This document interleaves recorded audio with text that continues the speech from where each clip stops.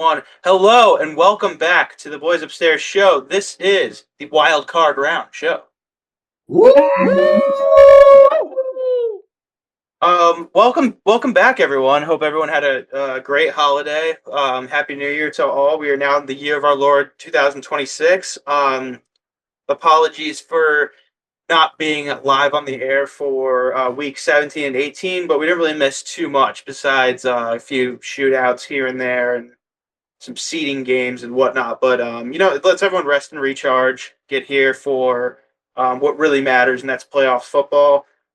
Two of us today have teams that are in the dance that we're rooting for.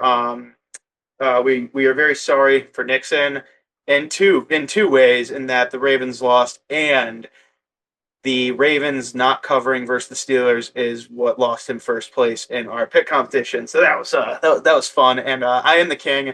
I am here. You all better listen to me today because I proved throughout the season that I don't miss, or I do, but not as much as everyone else. So I am the most trustworthy guy. And speaking of Nixon, we are going to recap some things from the season, but mainly at this point, everyone's focused on coaching. Huge news: John Harbaugh is gone, out of there. 7 head coach openings now. Nixon, do you have an ode to John Harbaugh for us? Yeah, respect to him. He kind of brought that culture that we have now in Baltimore. Like Tommy just said, like he's been in Baltimore for 18 years. So for as long as I've been a Ravens fan, he's been the coach. And we've had some very successful years. We've had some, a couple down years, obviously. But all in all, he's been a good coach. He's been a winning coach. But I just felt like it was time. I felt like it was the right decision ultimately, and it sucks, obviously for him. But I imagine there's a lot of players that are connected to him and have a special relationship with him, especially people that have been in the building for a long time. I'm talking about like staffers, equipment managers, stuff like that, like those type of people where you have one voice there for 18 years and he's out the window. So I know the it's kind of a somber feeling, but as a football fan, and obviously you guys, the Steelers fans, could kind of attest to this too, as there was some rumblings going on from the results of the game.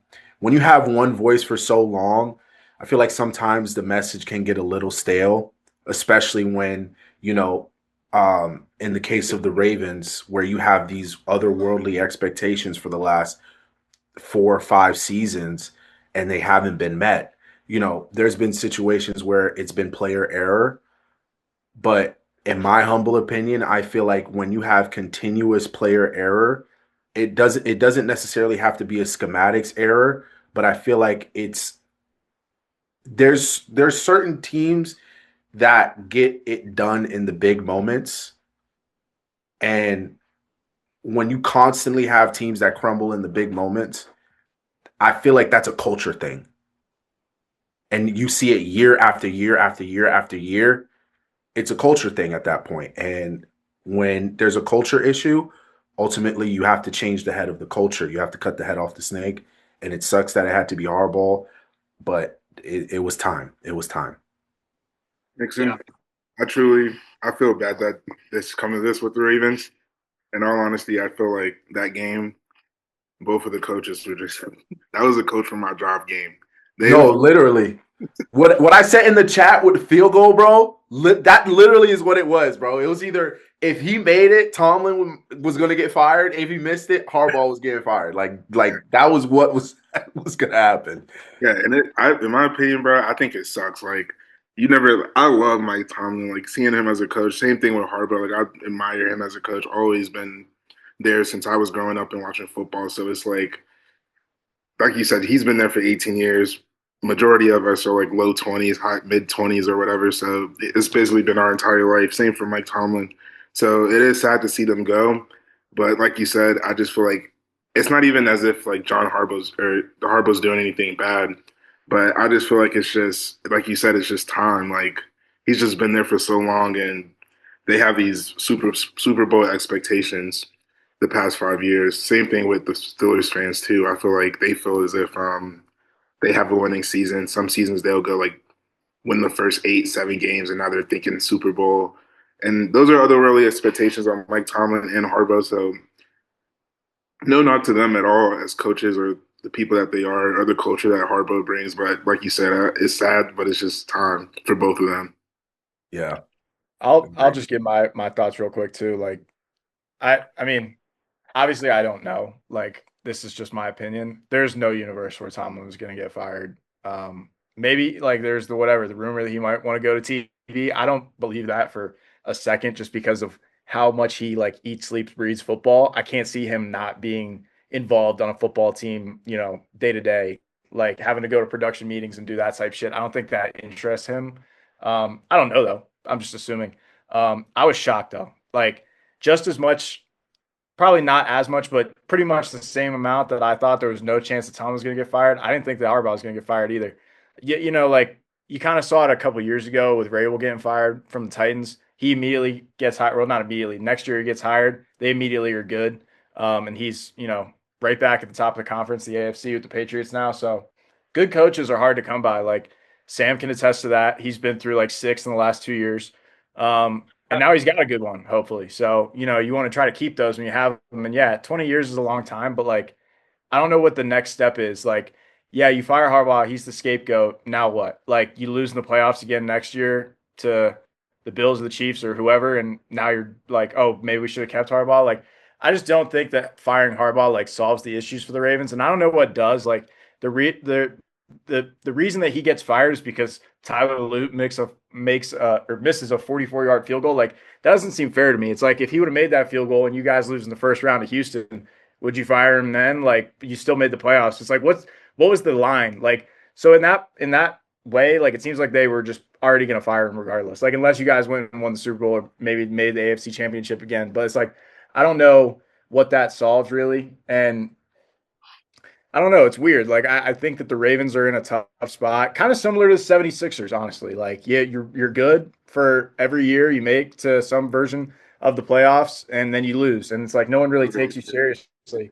And this year was the year where the Ravens had a legitimate chance. If they were able to sneak into the dance after starting 1-5 and getting hot kind of at the end of the year, getting Lamar back, and no Joe Burrow in the playoffs, no Mahomes in the playoffs. Josh Allen's got his worst team that he's been on this in his career. Like this was the chance where the Ravens really had like, the easiest path to go. And it's tough. Like I just I don't necessarily think that firing Harbaugh like solves the problem.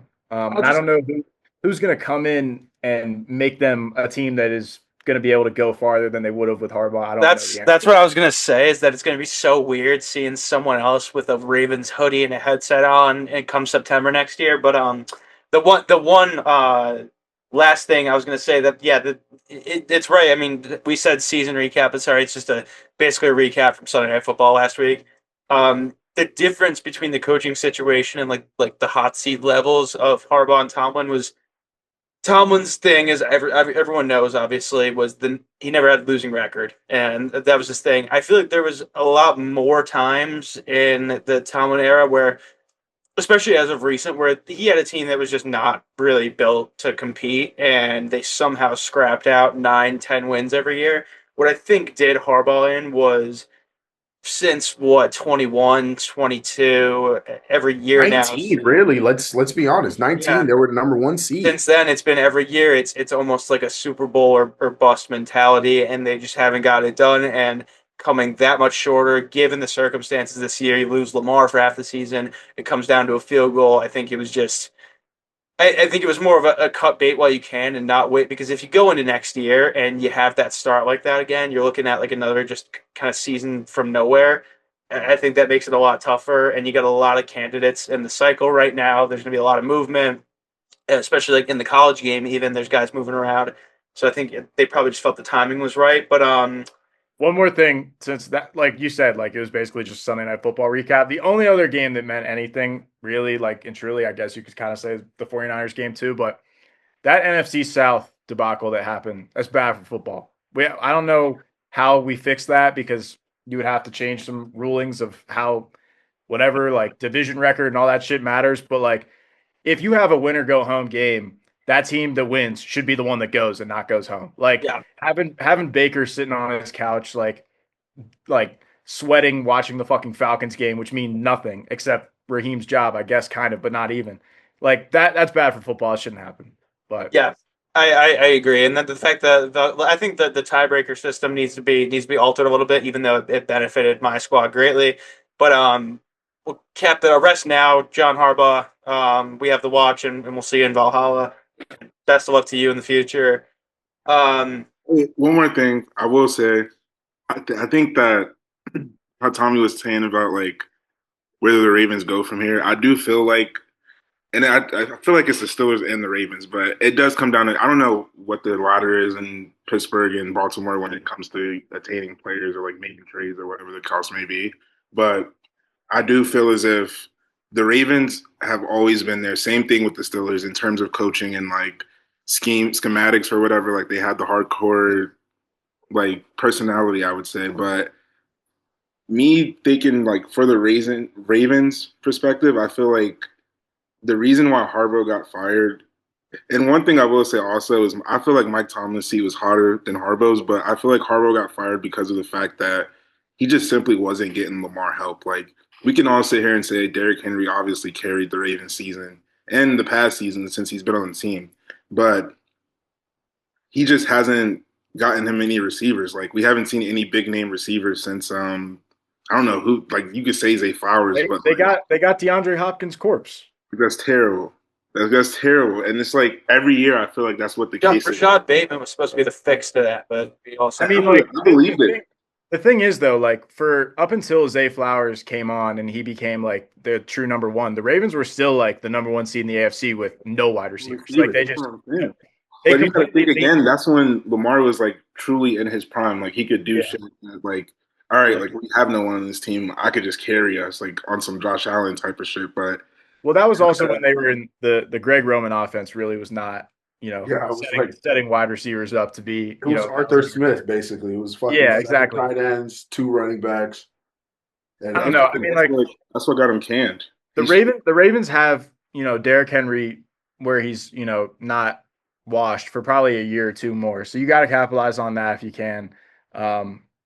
And you've got Lamar. Like Lamar's still young; he could win a Super Bowl 10 years from now. But you got to put him in the right system, and the defense can't suck. Like the Ravens' defense was one of the worst in the league for the last, or one of the worst in the league for the majority of the year. Well, How that's do you the feel thing, about Tommy. Lamar? Like I feel like Lamar has regressed, and not in terms of like talent, but in terms of his He was just hurt this year. Like if he's hurt, just like help. That's all it is. that, which that is something. Like he's been hurt for at least one game every year of his career, if I'm not wrong. So like that is a problem.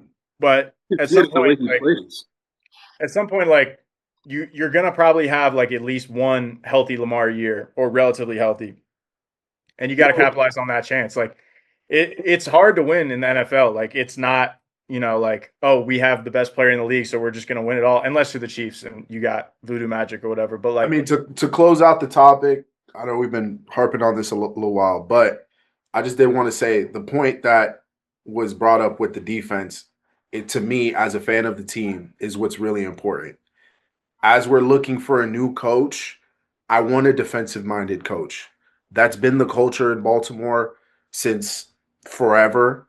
They've won on defense, and I feel like even with a guy as talented as Lamar, the focus for us and for the organization as a whole needs to be getting the defense back in a spot where, like 2023, where we went to the AFC Championship game, where you have a Mike McDonald type coordinator or a Mike McDonald type figure in the organization that's going to get the defense to be fierce again, because that's when we went the furthest, is when we had the best defense, not when we had the number one seed offense and all that. That's not. Yeah.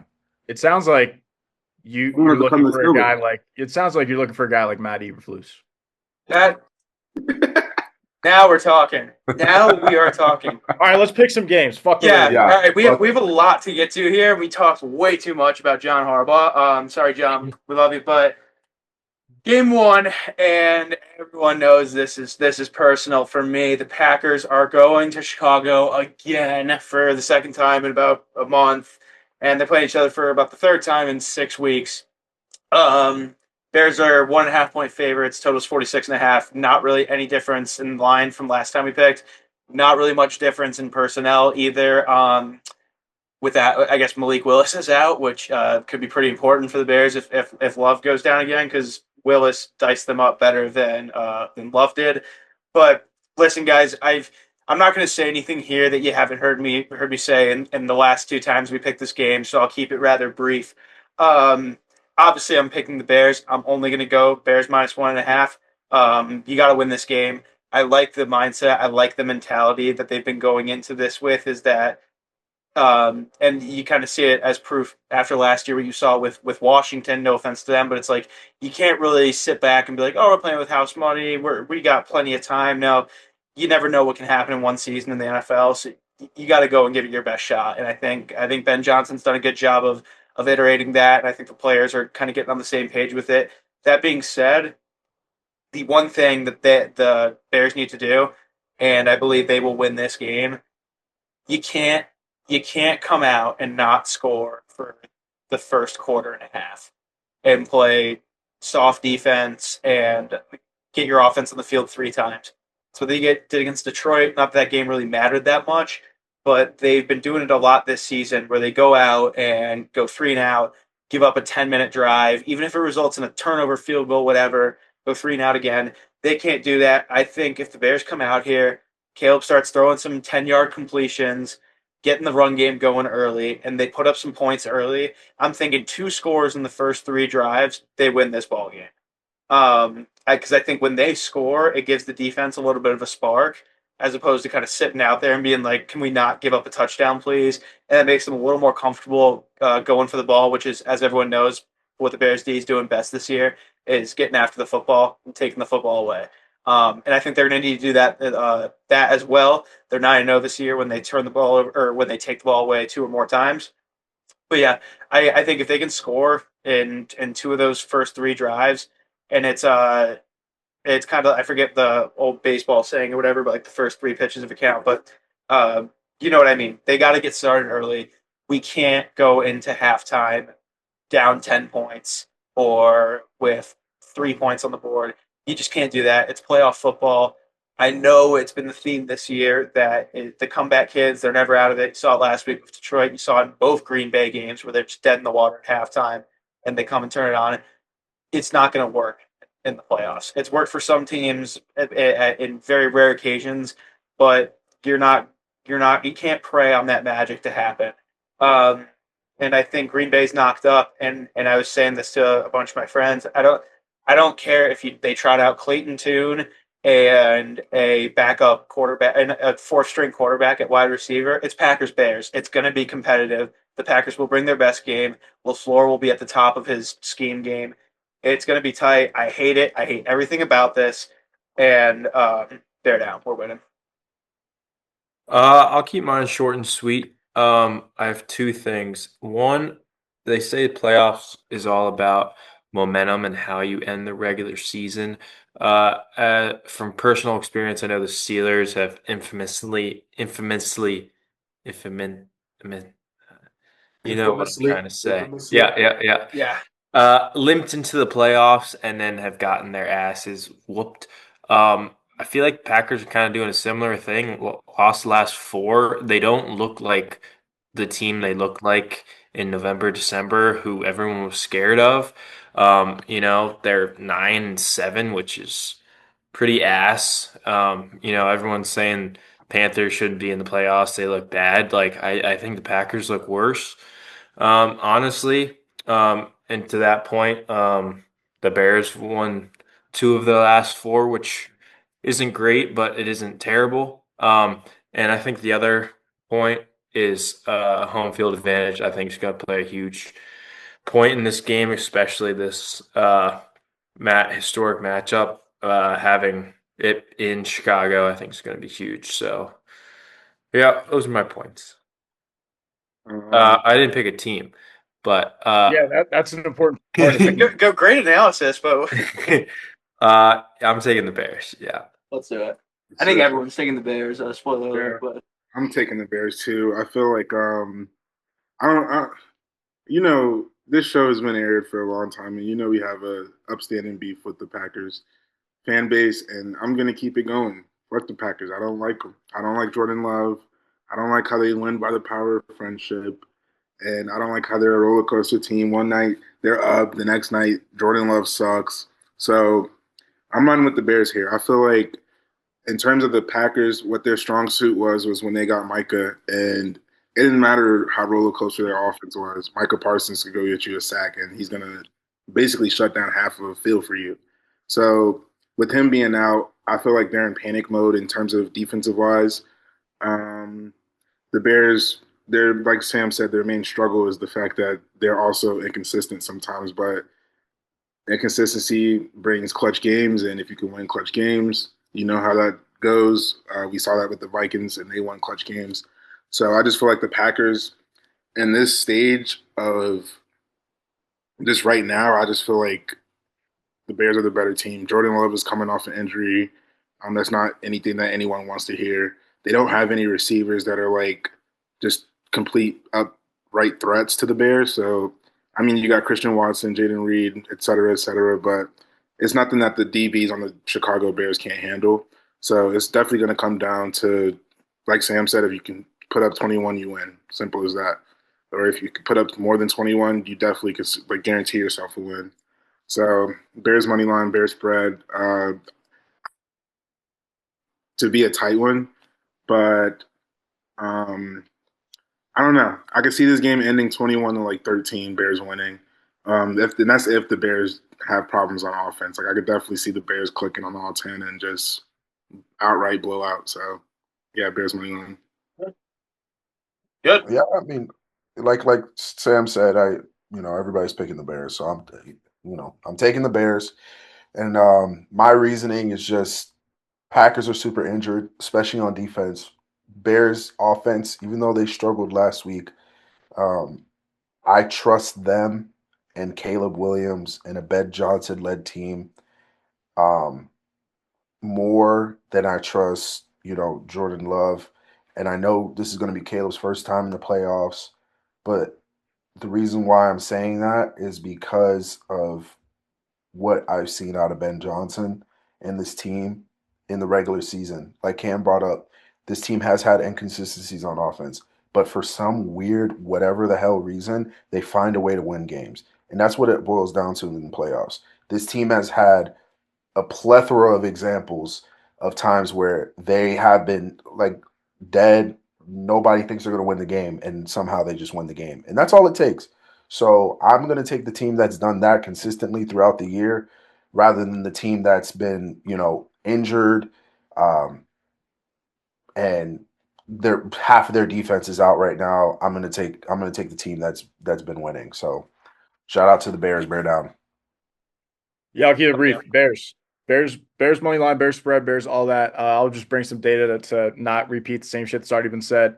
This is the third time ever that the Bears and the Packers have played each other in the playoffs. First time was 1941. Chicago won that one, and they were favored. The next one was 2010. Bears were also favored in that one, and Green Bay won 21-14, and now this year. Condition that Jay Cutler broke his thumb. If that didn't happen, we win the Super Bowl here. Yeah. That's a good piece of context there. Packers have lost 4 straight games going into the playoffs. Obviously, they didn't have their quarterback, so that factors into it. Bears are one of the top rushing offenses in the league. Packers obviously missing Micah and missing other pieces on their defense. That'll be, in a snow game, something that's really important. Can you be able to stop DeAndre Swift and Monungai in the cold when it's hard to tackle and on the worst grass physically imaginable to play a professional football game on in Chicago? I like the Bears.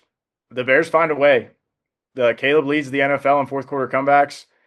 The playoffs are about, winning the turnover battle, which the Bears are the best in the league at, and being able to run the ball, which the Bears are one of the best in the league at. So when you look at it through that lens, Bears might be Super Bowl contender legitimately. Not just because we like the Bears and we like Caleb. So objectively speaking, it's Bears spread, Bears money line. Yeah. And I'm not touching the total because it's weird. Yeah, it is weird for this one. I'll close that out and move to the next one. Just with this, another piece of data is that both teams' last win was against each other. Bears' last win was against the Packers. Packers' last win was against the Bears. Just for everyone's and we keep talking about fourth quarter comebacks. That's why I said start early. Personal information, I did go see my cardiologist today and I passed with flying colors. It was the best exam anyone has ever seen. People are saying they've never seen anything like it. If I have to see another fucking fourth quarter comeback, I'm gonna go back there in shambles. I can't do this anymore. I can't. I just can't. I can't, dude. Put up some fucking points in the first, Ben. Do the thing that you did at in Detroit. Just blow guys out of the water. All right, and all right, that's all I got there. Y'all will win, Sam. Y'all will win. We gotta do it. We gotta do it. Moving on. We're audible shifting up so we can do NFC and AFC. We're gonna go to Philadelphia with the Niners facing the Eagles. Eagles at 3.5 points as the favorite, and the total is 45.5. Cam, you're on the clock. All right, so this game, I generally don't know how these two teams even made the playoffs considering the season that they had. But hoorah to them, hoorah to Nick, hoorah to the Niners and whatever they have going on. But I feel like me personally, I think that the Niners are in better condition as of today, but it's the Eagles. They're talented. They have a lot of talent on the field. I think the only issue that they have is obviously locker room issues.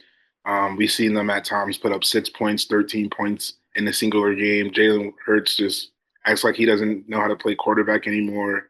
AJ Brown, it's just so many problems throughout the season that it's just like, how does this team even make the playoffs? Or like, how are they winning games like this? But the Niners, I generally don't know where to go with this game. I think that they're going to win.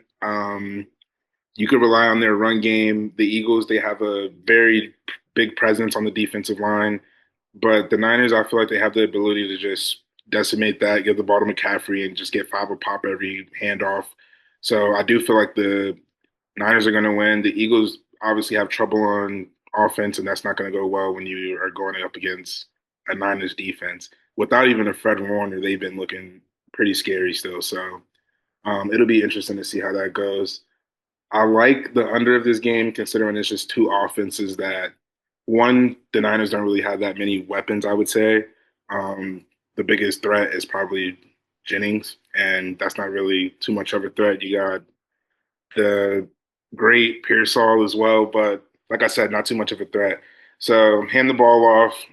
Eagles are just probably going to eagle it up and probably put up 3 points in the first half on some weird shit. So definitely the under on the total. And then if I had to take a money line, I would definitely take the Niners. Yeah, I'm going to follow you up, Cam, just because I agree with you. I think that the Niners are going to go into Philadelphia, a hostile territory, a very tough place to play, especially in a playoff situation, a playoff uh, scene, and they're going to go win. Um, the Eagles, like you said, just this year, they've been on offense, especially, they've just been limping. Yeah, they've been winning games, but just because they've been out talenting people, their scheme sucks. Their defense is elite because they have elite guys on defense. And when you have a team like coach how the Niners is coaching, they're guys are schemed open. You have McCaffrey coming out the backfield running little Texas routes. You have Jawan Jennings running the over routes. You have George Kittle, who's always a great option as a tight end. Those teams with those type of schematics and that well coached usually beat teams that are more talented, especially in the playoffs. And I think that the 49ers are going to go in there and they're going to shock the world because I've been seeing a lot of people really think that the Eagles are just going to flip this magical switch and just turn into the Super Bowl Eagles again. That this year has been the weirdest year of football that I've remembered in a long time. And teams that people thought were going to be good in the preseason, Eagles being one of them, have not looked up to par. And I don't think that the Eagles that people have in their mind is the Eagles that is going to show up. And they haven't showed up this year. And I think that trend continues and they get bounced out in the first round to the shock of many people. Is it crazy to say I trust Brock Purdy with the ball in his hands more than Jalen No, Hurts? it's not crazy to say that. Not right Because now. I do too. I trust Brock Purdy more than I trust Jalen Hurts. Yeah. Tommy? All right, yeah. Well, it segued well into the piece of data that I was going to bring up. Brock Purdy has made 51 starts in his NFL career. He has been an underdog 4 times, which is wild in and of itself. But in those 4 times, the 49ers are 0-4 straight up. So every game that he's been an underdog, 49ers have lost, which is pretty wild. And they failed to cover the spread by 12 points. So that's just a weird piece of data, but kind of wild. 49ers are plus 3.5 in this game, like it's been said. I'm going to take 49ers plus 3.5. It might be, they cover by a field goal type game because I could see the Eagles winning. But, I feel like you guys have, talked the whole, 49ers Eagles game to death here with, not in a bad way, but, you've said everything that needs to be said. I think it really just comes down to Saquon isn't the Saquon of last year. That's what it was. Last year, Saquon was unstoppable. He was one of the best running back seasons of all time. And so even if Jalen Hurts was struggling and the receivers weren't getting the ball and all that shit, they were still running teams down every game. And that was what was able to propel them to the Super Bowl. This year, Saquon's not been that guy, unfortunately for my fantasy team as well. Thank you, Nixon, for giving him to me. And I think that unless Saquon can somehow figure it out in this game, which maybe he will, there's always a chance he's still Saquon. It could happen. He's only 1 year removed from being the best running back in football. So it's possible. But 49ers defense does have some question marks, but they've been able to find a way to get to this point. You got to give them credit for that. But this is, like Nixon said, one of the harder environments to play in football. I think the Eagles will be up for the fight. I think Sirianni's going to give his best halftime and pregame speech that he could possibly give. But at the end of the day, both these teams are kind of mid. I do think that the Eagles have the roster to be able to, we came into the year saying the Eagles are still the number one team in the league. Not that much changed in the offseason. Saquon just hasn't played up to, the standard that he set for himself last year. So unless he figures that out, I'm going 49ers plus 3.5. Going against that Brock Purdy stat that I started my take with, but trends are meant to be broken at some point. So I'm going to take the 49ers plus 3.5. Also don't like the total, but Sam, I am adding this to the card. I'm going to do a Juwan Jennings anytime touchdown because I feel like he just scores a lot of touchdowns. And I feel like I can see, I don't know who's calling this game, but Jim Nantz saying Juwan Jennings touchdown. So I see that happening. I'm going to take that and 49ers. That might be one of the most correct things you said. That it just sounds right for Jennings to, or for Jim Nantz to call Jennings touchdown. And then Jennings is whatever. I digress. Everyone's already touched on everything, like data analysis wise. I'll just tell you why I'm going to pick the Niners. And I hate this because I've been entering the cards all week. And as far as I've seen from pretty much everyone, I'm sure Postman and Andrew will come in and be contrarians, but everyone's got pretty much the same card across the board. And I really can't disagree with it. The Eagles, I'll first say that the last time the 49ers and Eagles played in the playoffs, it was in Philly. And the Eagles nearly lost to a game where Christian McCaffrey almost had to play quarterback. So I'll put that there. And this season also just feels a lot like the 2023 season for the Eagles, where they're coming off the Super Bowl appearance. Big favorites in pretty much every game. Favorites for division, for championship odds, whatever it may be. And I think they're the beneficiaries of a pretty easy schedule. That division was absolute dog shit this year. They had it clinched up with 9 wins or something pretty early. And there's just a lot of problems, offensively especially. And I think there's only so much your defense can do for you. And I feel like we've all been waiting for this Jalen Hurts, AJ Brown, Devontae Smith, Saquon for it all to click. And it really hasn't. And I think this is going to be that kind of game like when they played Tampa in 23, where I don't think it might not be remotely close. And I think the Niners don't get enough credit just for the sheer amount of depth they have on that roster. I always hate the term that it's like these guys have garbage men playing on their team. Like, no, they're NFL football players. And a lot of them, and I think I draw a lot of that up to coaching, is that it's a next man up kind of thing. And Shanahan's had a lot of teams that have played injured, and lost a lot of key players, and they really don't miss a beat a lot of the time. They've kind of had a season from hell last year. But, there's not much else for me to say other than that, after the way these seasons have gone for each respectful team, the Niners have kind of defied everything in that they've been winning when they shouldn't. They've been beating teams when it looks like they have no chance, pregame or whatever. And the Eagles, and they're overperforming, and the Eagles are underperforming. And I'm going to take that hot hand overperforming. And lots of experience in playoffs for both of these teams, both of these coaches. But I'm going to trust Shanny and the fellas here. Johnny? Sean was in Philadelphia on the streets with the people climbing up the grease poles this time or around this time last year. So Sean, are you gonna Yeah, side? no, I'm gonna be the contrarian here. I was very torn looking at this game, but when you're split like that, you got to go with the Super Bowl defending champs against the fair-weathered 49ers. Just looking at it like that, like Tommy said, they didn't really lose anybody last year. I'm not completely buying the storyline that there's all this drama going in the facility and they don't fuck with each other. Like I don't think that's just media trying to get some clicks. I agree Saquon's not playing up to his MVP caliber like last year, but in the playoffs, it's gonna be 20 degrees come game time. He's gonna get pounded the rock. Like I think he's gonna be like up to the challenge for the playoffs. What else? I also didn't really like how the Niners ended their season last week against the Seahawks. I know Week 18 is a very odd week when it comes to football scores, but they look terrible. So yeah, I will be flying in during this game. Hopefully, I don't get stuck in traffic after the game, so that's not going to be great. But give me the Eagles. John's card, Eagles, and worried about traffic. I like it. And I'm glad someone took the Eagles because I was starting to get a little uncomfortable here. Now we are entering the American Football Conference territory.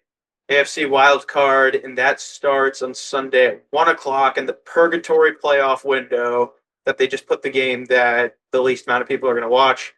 Bills Jags, which I actually think could be fairly interesting. Bills are 1.5 point favorites on the road. Total sitting at 51.5. That's pretty high, Nixon. What do you think about this? I'm oddly excited for this game, guys. And I know you just opened it up with purgatory and 1 o'clock window. But weirdly enough, I think that this could be the most exciting game of the wild card round. Just because I mean, I don't know if you guys have been really paying attention to what Trevor Lawrence has been doing these last 4 to 5 weeks.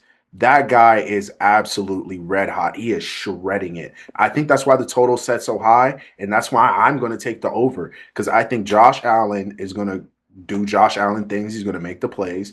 And I think, James Cook is probably going to rush for over 100 yards. And, there's going to be a lot of points scored on both sides of the ball.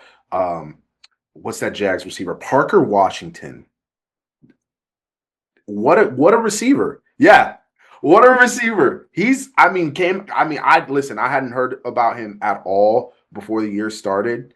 Everything was Travis Hunter and Brian Thomas, but that guy has come out of nowhere and become essentially their number one receiver, and he's been making a lot of plays for Trevor Lawrence. And I think that this game is going to be a shootout. So I'm taking the over, and I'm going to take the Bills just because I don't know if I see Josh Allen losing in the first round. It could happen. I mean, this is it's been stated a lot. This is probably the worst Bills team since Josh Allen, the Josh Allen era. So, but I think they get it done. I think they get it done. I think they win a shootout. I'm saying like 31-34 now. I think it's going to be crazy. I think it's going to be a crazy game. Yeah, I think it's going to be high scoring. I agree. Nixon. When you look at like the Jags over the last 6 or so weeks, they've been the hottest offense in the league. I think numbers wise and just eye test wise, like it feels like they've been putting up 33 a game. And yeah, 51's a lot of points. I've been taking the over in this game all day. Sam, add that to my card. Over? Yeah, over 51.5. The Bills have had a couple come from behind victories also, so it's not like they can't score points when they're trailing. And Josh Allen's best quarterback in the playoffs, AFC or NFC. So when you have that, you have a chance. And like Nixon said, it's hard to imagine him getting bounced in the first round of the Jacksonville Jaguars.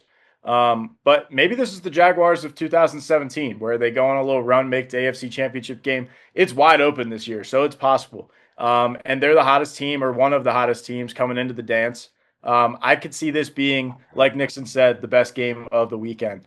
And I'm taking the Bills. I think the Bills, you know, being a dog or being the Jaguars being a home dog is a little scary because that's pretty disrespectful. But at the end of the day, they are the Jags. So I'm taking the Bills minus 1.5. And, when you look at it, if you were a Bills fan going into this, it was like every year lose to Lamar, lose to Burrow, lose to Patrick Mahomes. And now you've got Trevor Lawrence on the other sideline. It's like, okay, we're going to get the job done. And then the week after that, they would have what? Bo Nix or whoever, Yeah, whatever. I think it would be Bo Nix, Yeah. depending on who wins, obviously. But Well, because the Bills are the 7 seed. So if they win, then they would yeah, play. if they win, they get Bo Nix. So yeah, so if you're Josh Allen, you're a Bills fan. It's like, all right, we got the best guy in football that's left, and we're going up against Trevor Lawrence and Bo Nix. I would think that they'd be pretty excited about that opportunity. And yeah, the team hasn't been great this year, but like Nixon said, James Cook's one of the best running backs in the league. I do have a little piece of data here, which I did not know this till I did research just now. The Jaguars are the only team in the NFL who have not allowed a running back to go over 75 yards rushing this season, which is pretty insane. And yeah, so that could be a big deal. It's hard to imagine that James Cook is going to get shut down per se, and I feel like he, would do better in a warm weather environment, maybe because he's a little bit more of a fast type running It's a back, not twitchy back. yeah, not necessarily like a Derrick Henry type build. But who knows? I think the Bills are going to win this game, and I think the over is going to be the play also because these offenses are going to be forced to score points. So over in Bills. Tommy, I want to touch on something you just said. You're a good target because there's like a stigma around the Jags. That they are the Jags, and there's like this segment on Get Up that like if it was the same Jaguars team, but it was the Patriots or the Steelers name over it, everyone would be like, this team's unstoppable. It can't be beat. But since it's like the stigma of like the same old Jags who terrible, like Blake Bortles, like that type of vibe, then like people aren't really giving them their due.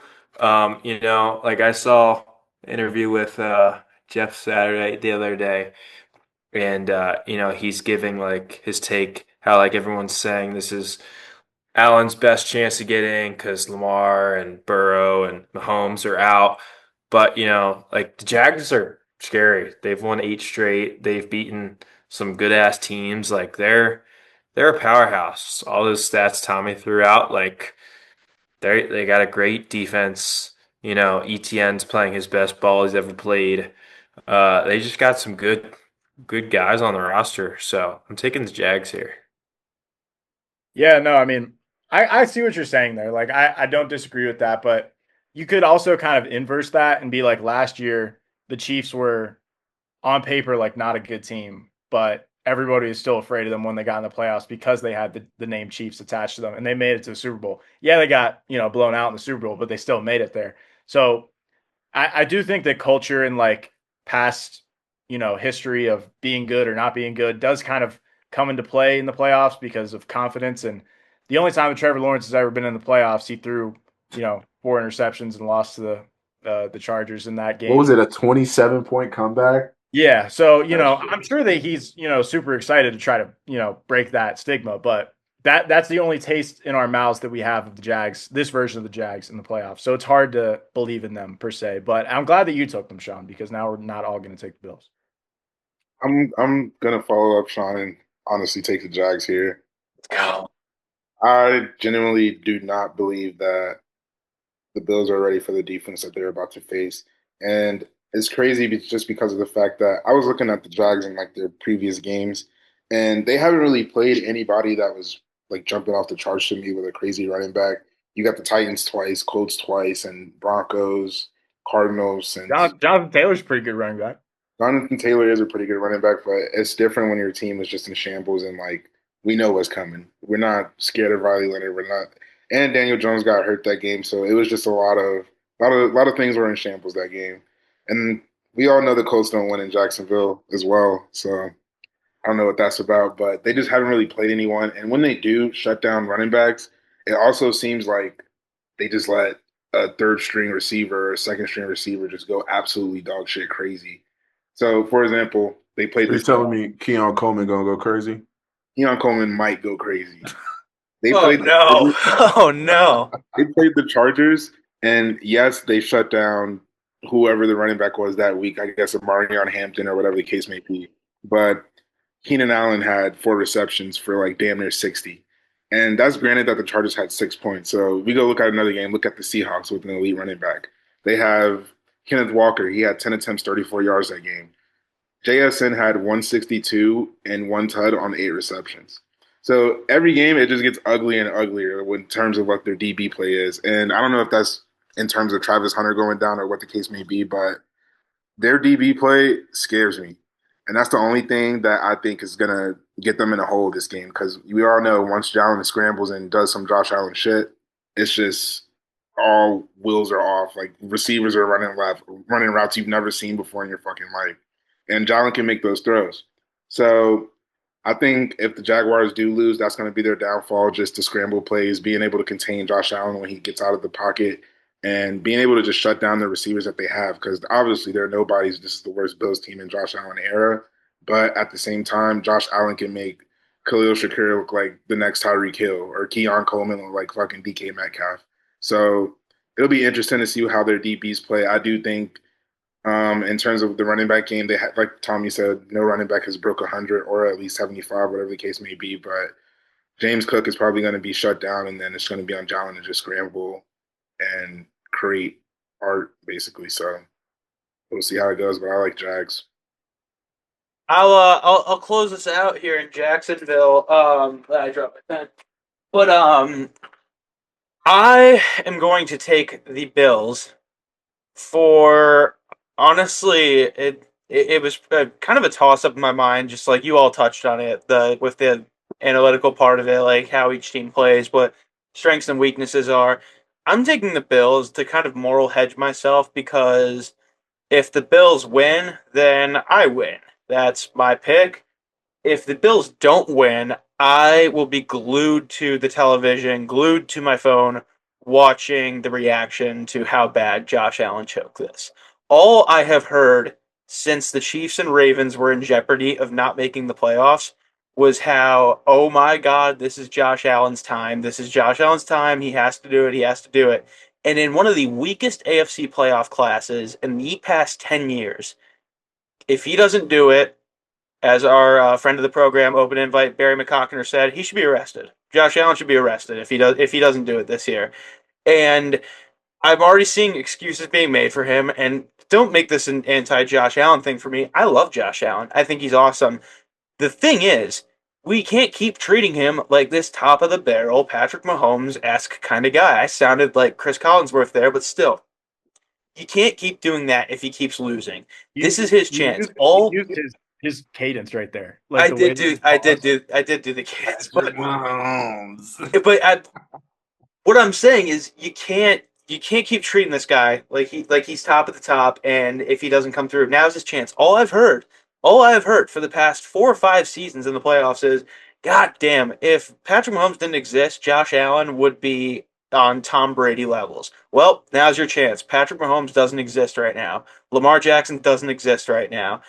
Joe Burrow doesn't exist right now. Now's your fucking chance, Josh. So I'm gonna take the Bills, and if I lose this pick, it'll be worth it because I might become a keyboard warrior for the rest of the day after that. And this is after Bears Packers too, so um, it'll bring a smile to my face maybe to do a little keyboard typing. Although I might go completely dark if we lose, but I'll be back on Wednesday for the divisional show, so do not worry. But that's enough out of me. For there, go Bills. I guess I'm gonna add the over too. Nixon kind of convinced me there. I will add the over. I think this could be a shootout, and that'll be fun. I'm not gonna put it on my card because it's a new season, new records for the playoffs. So I don't really need to go like full pick a touchdown for every single game anymore. But kind of like how Sean did that one week for the random Bills game or random Bucks game that we picked. I could very well see a Ray Davis receiving touchdown in this game. Like Cam was talking about, Josh Allen's going to have to scramble. We've seen it time and time again where he, kind of finds Ray Davis on like a wheel route randomly in the back of the end zone. So I could see that happening. Those guys always come up big in the playoffs too. No, that'd be a good kind of maybe sprinkle a little cash on it, but don't put it on the official card. Final one for our wild card show. We kind of skipped over the two boring games, and Cope's not even here, so he can't complain about not picking the Patriots. This is the one the Rooney boys have been waiting for. The Texans, the number one defense, Houston Texans, are going to Pittsburgh on Monday Night Football. And before Tommy talks your ear about it, I will say it's since 1998, the Steelers have not lost at home on Monday Night Football. I got it out of the way. 93. There, the 93. total is sitting at a measly 39.5. Tommy or Sean, you can fight over this. You want me to go? Yeah, I mean, everyone knows stats and how we haven't won in 10 years and all of that hoopla. Texans have the best defense. I mean, Well, they do. They've won 9 straight. Like, the Steelers shouldn't be in the playoffs. Like, we won on a missed kick. Like, all of that shit. And yet, there's hope. There's life. There has to be hope. Once you're in the dance, anyone can dance. Like, I wouldn't be surprised if the Panthers go out and beat the Rams this week. They did it a couple weeks ago. It's very, very doable. Like, anyone can do anything. And I don't have much data to back this up because the Texans are statistically better in probably every category in this game. But just have hope in Aaron Rodgers and his genius mind that we can win this game. I don't know what Camp's laughing about, but breaking news. Wait, they're trading him to where? To where? Washington Wizards, bro, for Corey Kispert for in CJ the McCollum. first round. What the fuck? Shout out Mountain Hawks. CJ McCollum's now an Atlanta Hawk. But yeah, who gives a shit about that? The Wizards are going to be horrible. Hawks are going to be horrible. Sean, continue. This is football. Yeah, that's pretty much the end of my take. Steelers going to win this game. So, to you, Tommy. All right, yeah. So, Sean laid it out. One thing that Sean didn't say, which I sent this into the group chat earlier today, which I do think is an important piece of data to keep in mind here. The Houston Texans, and granted, they are one of the youngest. I think they're tied with whoever they came into the league with at the time. One of the youngest franchises in the NFL. They have never won a road playoff game in the history of their franchise. So this game's in Pittsburgh. It's on Monday night. Steelers haven't lost on Monday night in 100 years. So, when you look at it like that, it's like that's a good advantage for the Steelers to have. If you want to break it down, like, Steelers don't do a lot of things well. But the one thing that they do well is win the turnover battle. And in the playoffs, like we talked about with the Bears game, that's one of the most important things.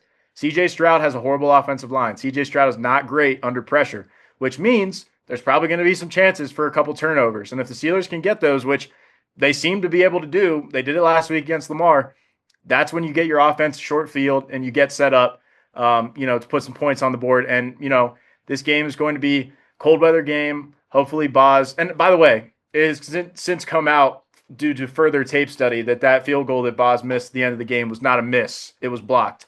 It was slightly tipped. So he's fine. He's not, going to be able, like, in a bad swing or whatever. So it's going to be low scoring game, going to be a field goal game. I would 100% take the under in this game because both offenses are not great and both defenses are solid. Texans obviously a lot better, but the total is like 30. So I'm not going to take under 30, although it probably could go under 30. 39.5.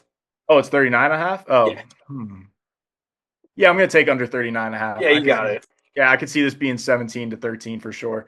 So, yeah, I'm going to take that. I'm going to take the Steelers. The Steelers, like Sean said, we haven't won a playoff. We have the longest playoff losing streak in the NFL. Haven't scored a single point in the first quarter of our last 6 playoff games, which is incredible. But a lot of those years, you're playing, Patrick Mahomes in Kansas City, Ben's last year. You're playing Lamar in Baltimore last year, and Derrick Henry has 400 yards rushing. You're playing Josh Allen when you have Mason Rudolph. Now we're playing C.J. Stroud at home with Aaron Rodgers, who is seeming, to kind of get into a groove here. And especially like last week, having, like Nixon talked about earlier, or I don't know if we were recording at that point, but one of the worst wide receiver cores of all time. And he still found a way to get it done against the Ravens. So now we got DK back. And, we got an extra day because this game's on Monday night. We got a lot of old guys. Hopefully they will appreciate that extra day and get an extra day to get healthy and all that stuff. And TJ's back from the lung puncture and all that. So it's Steelers. It's Steelers money line. It's Steelers plus whatever the fuck we are. And I'm taking the under 39.5 because, like I said, defenses are good, offenses are not good. So Sean said there's hope. There's hope. That field goal not going in from Tyler Loop that got Harbaugh fired, that didn't just happen for no reason. This team is going to go on a run, and if they win this game, they'll probably be playing Drake May or Justin Herbert, and I like that matchup as well. So Steelers might be in the Super Bowl this year, and it starts with this game, Steelers money line. Divine intervention. I'm kind of shocked the line isn't larger in favor of them. I think like we were 10-point dogs going into last year's playoffs. Like I'll tell you why it isn't, Sean. It's Monday Night Football, and this is fucking Pittsburgh. You already picked, right, Sean? Yeah, I knew you were picking anyway. All right. I think. Oh wait, no. You. Okay.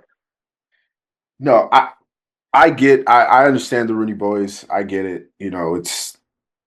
It's your team, and I don't want to say like I can't see the Steelers winning because I can, especially because it's at home, and Acrisure is a tough place to play. Obviously, it's Hines. It's always Hines. Yeah, Hines. But this Texas defense is like borderline demonic. It's borderline demonic. Like it makes no sense how quickly they rush the passer, and then if you do get a throw off, LaShawn Lassiter and all those guys are like they're like hyenas, and you're just a bunch of gazelles running around on the field, and they're just like they take your head off. Like literally, it's like it's insane watching that Texas defense. And I know DK is coming back, and that's going to be huge, huge, huge for Rodgers, especially with the quick vertical routes that he loves so much. He just gets the ball and he kind of throws a little fade to DK down the sideline, which we saw it with the Browns game.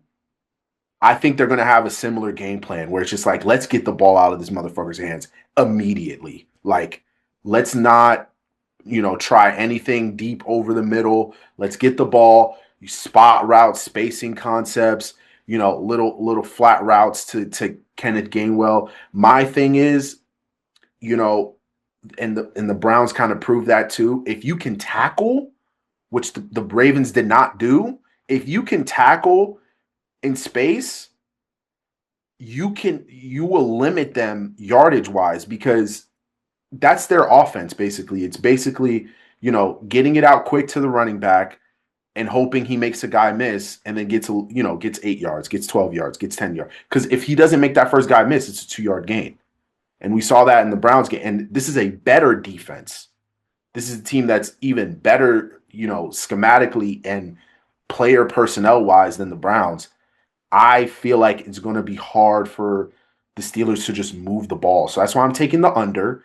And I think this game's going to be like ugly. Like I think it's like going to be like 12-14. You know who loves winning ugly games, Nixon? That's true. No, that's true. It's gonna be nasty. That game's gonna be offense. If you like offense, to the audience, if you like offense, turn that shit off. Do not watch Monday night. Yeah, just watch Dan Orlovsky before and then turn it off. Honestly, I don't know. Like, if you like offense, do not turn that shit on. Like, if you love defensive football, be glued to your TV because I will be. I love defense. I will say this, though, just in rebuttal real quick. And, Sam, you knew this was going to be the case when we were talking about this game. But to Nixon's point about the Browns are a good defense. We had to deal with the whole, Myles Garrett going for the record type shit. And that's all ridiculous. Like, that was never a real thing. But it was real. The Browns play man. And the Steelers had Scotty Miller, Ben Skowronek, MVS and Adam Thielen as our 4 wide receivers in that game. None of those guys can get separation against man. So then you play the Ravens, who played a little bit more man than they normally do. They were mainly a zone team going into that game, but because of the fact that we had no wide receivers, they were like, we can follow the Browns formula and not have these guys get separation and beat them that way.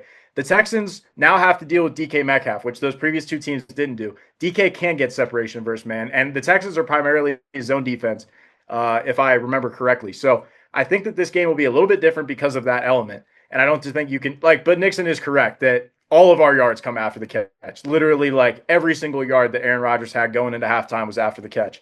And a lot of that is just dumping it off to Gainwell. And that has worked for us thus far. I don't know if that's a formula that can win a Super Bowl, but Gainwell's our team MVP. He's been really good this year after the catch. So I just wanted to say that the whole, these last 2 games, if you just follow that formula, we didn't have our only guy that can get separation. So that changes everything. So no, I mentioned that DK coming back would be huge just because for sure. Schematically, he could get open quick. He could get open vertically. He could stretch the defense vertically. He's not an amazing route runner, but he's fast and he's big. He could get open, but I could be mistaken too, but isn't one of their star corners questionable? That would also be pretty big. Questionable doesn't mean shit. Yeah, if you're questionable in a playoff game, you're playing. But I will be interested to see if they just stick Stingley on DK and just, have him latched up the whole game, or if they stick to more traditional sides or that. We could talk specific. I just wanted to jump because I did want to talk real quick about some defenses. Spoiler alert: I'm going with the Steelers. The Steelers won me the picking competition this year at 3.5-point spread. I'm taking the fucking Steelers at home. I can't bet against this Monday Night Football streak. And I feel like the Steelers just pick and choose times when they want to show up and when they want to be competitive and play real team football. And I feel like now's the time they're doing it. And it's the Mike Tomlin MO. It has been for a while now. The Texans are a good team. I will say they are a good team, but they're a flawed team.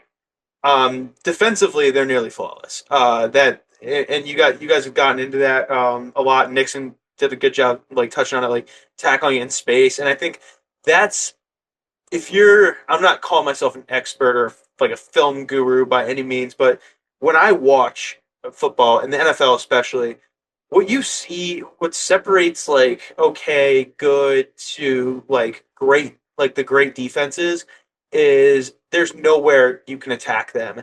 You've seen it, and that's why I look at the Bears defense this year. Yeah, they've gotten the most turnovers almost ever, but it's not a great defense because you saw what the Niners did to them. You saw what the Lions did to them. You found their spot. Your little short, shallow throws and let them break a tackle and get yards after the carry. It's going to work. You're not going to get many deep shots, but you don't really need them. The Texans, teams like the Texans, Seahawks, what they do so well is you run up the middle and you're like, oh, well, we're trying to run it up the middle all game. That's not going to work. Go for deep shots, go for short passes. That isn't going to work. Let's try to work it outside a little bit. You get a guy in space outside, and it's a one-on-one. You got one man to beat. They're not missing that tackle. One guy's going to wrap onto him, and they will swarm you right there. And I think his name, Amir Speed is a great centerpiece of that defense because that Texans defense plays with speed.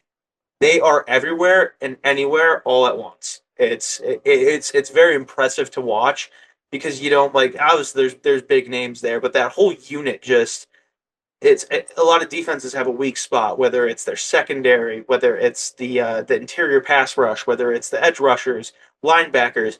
That you don't see that on the Texans defense. There's no really spot you can exploit them at, whether inside, outside. They're just so sound and so aggressive at every single spot. And I feel like that creates a little bit of a mismatch for the Steelers. I'm going to go under as well. And the only thing, and I just dude, it's Pittsburgh in the winter, Monday Night Football, and Pittsburgh's shown their colors this year. And I think they're going back to the status quo. This is going to be an under game. I think this is going to be ugly, just like Nixon said. The only thing that worries me about that is the deep shot threat on both sides. You saw the Steelers' defense was pretty locked down for the most part. I wouldn't say locked down, but pretty solid for the most part on Sunday night. And when Lampard, Two plays. When Two plays. Lamar breaks off that one play and they put in pressure and you can't bring him down on that one, get a deep shot, it's bad news. It's the same kind of thing for Rodgers where it's like he may try that deep shot one on one, the quick fade, spread the receivers out, hot route fade on both sides in Madden Classic, and then just throw it to a guy because he's one on one. Rodgers does that like 15 times a game now. It may not work 13 times, but it may work twice. And with 39.5 points, that's all you really need. Um, I really, I mean, it pains me to say, but I am impressed by what Rodgers has been able to do. I didn't think highly enough of him. I thought he was going to kind of give up and throw in the towel at this point, but uh, he fought, and that whole team really fought on Sunday night to get that win. Even though you could argue they didn't really deserve it, but yeah, I mean, I ride the Steelers here. I don't know if they win, but I think they at least keep it close enough for 3.5. Cam, sorry I made you wait, dude. No, Cam, really quick. I'm just gonna say one more thing. Wait till after Cam. Wait till after Cam goes. Finish this off. He's good. He's good. He's good. It's quick. It's relation to what you were just saying. Like Ah, that end of that game, any other year since, and even like Ben's last couple of years, whether it be Mitch, whether it be Kenny, whether it be Mason, whether it be Russ, Justin Fields, when we got the ball back with 2 minutes left or whatever it was, um, like there's no chance any of those other years that we were going to go down and score there.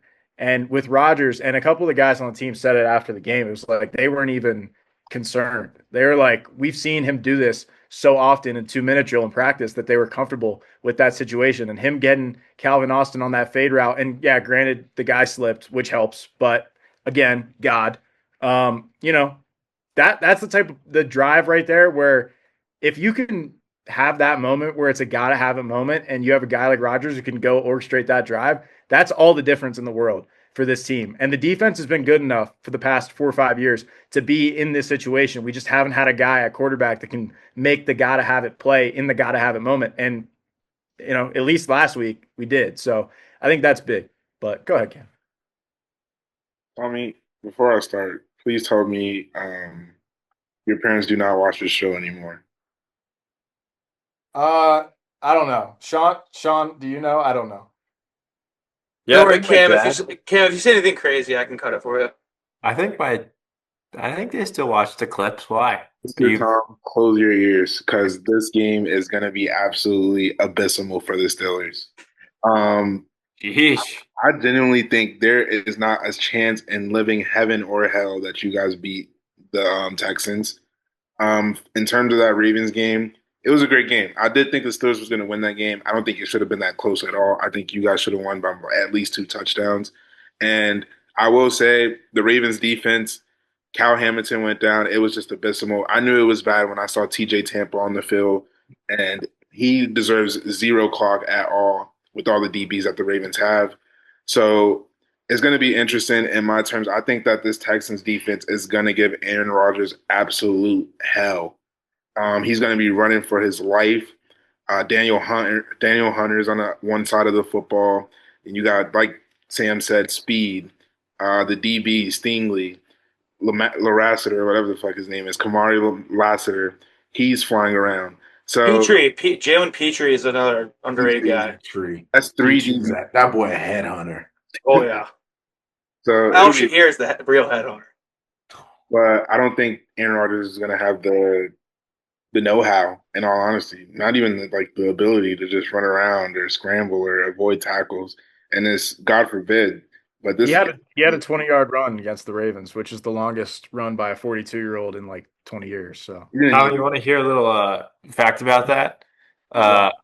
The Texans are the worst team against QB runs this year. So maybe Rodgers should give a little dual keep threat. on that. Sir, Yeah. hello, sir. He get out that pocket is just it's all hell. It's I would compare him to Tua in terms of when he gets out the pocket, I'm panicking. But Cam, do you really think like we're gonna get diced up by CJ Stroud? Like in the middle of the year, they're Ice up contemplating isn't like that's benching not the him question. for That's not the question at Mills. all. And I will say that I agree with you, Sean. In the middle of the season, beginning of the season, Texans offense looked terrible. But recently they have found their absolute groove.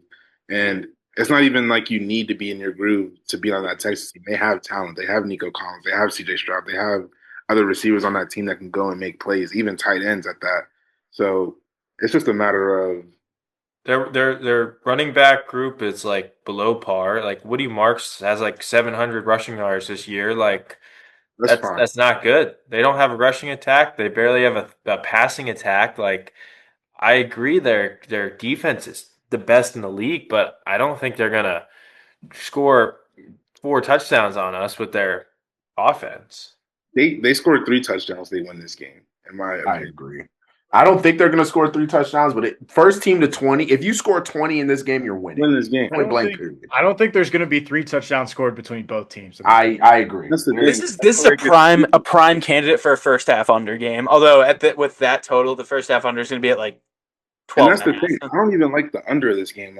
Like you said, Aaron Rodgers is a great quarterback. CJ Stroud is a great quarterback, and they both have weapons. We're not going to say like what Sean just said. We could say that for both teams. Like you guys got Kenneth Gainwell and Jalen Warren. Besides them two, I can't even name a third running back, or if there is another running back. You can't compare Jalen Warren's a guy. All right.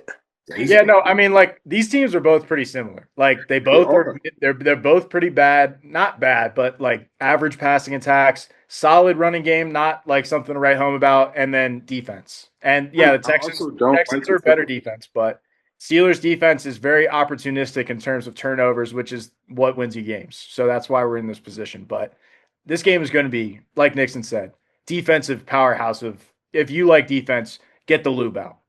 I don't like the Steelers DBs either. I feel like Joey Porter, he's definitely stepped up from what he was in the last year. I would say he was absolutely terrible last year, but rookie coming in, it's going to happen. Rookie bumps, but Jalen Ramsey, Joey Porter, I feel like that's where the mistake lies for the Steelers, basically in terms of defense, because you have Hayward and who the hell else? T.J. Watt, Sawyer, your linebackers, Van Noy. He's coming off the bench, I think. So you have Van Noy plays for the Ravens, but we have Patrick Queen. Please, yeah, I forgot about Van Noy. But yeah, you guys have a great front to say the least. But I don't know if the DBs can hold up. Even Jalen Ramsey, like obviously a legend, probably a Hall of Famer in all honesty, but he's old. He's not as talented as he used to be. He still makes clutch plays, and that's just based off him being experienced and whatnot. But he didn't look great this year. He didn't look amazing this year. He didn't look what he usually would do. And like I said, he did make some big plays, but he's just not looking how he looks in his prime. So it'll be interesting to see how CJ Stroud dissects the DBs, and because they're not going to run, like Sean just said, this isn't a Woody Marks game. It's never been a Woody Marks game.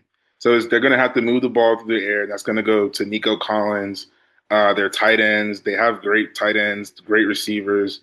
So it'll be interesting to see how Jalen Ramsey and Joey Porter hold up, to say the least. And with that, thank you for tuning in to the Wild Card Show. I think that was one of the better ones we've done. Lots of good analysis there. Hey, if you stuck around until this point, shout out to you because that was probably an hour 45 minutes of us talking. I think we're at about an hour 15 now. Oh, okay. Not as bad as I thought. I thought it was worse. Yeah, I thought it was a lot worse. After the Harbaugh talk, I was like, "Fuck, boys, that's gonna be a long one." Now we moved through the games relatively quickly. Yeah. But tell me, what were you gonna leave them with? I wasn't, but hey, tell your friends, tell your rabbi, tell your sister. And look, I'll just say this. It's been a great year.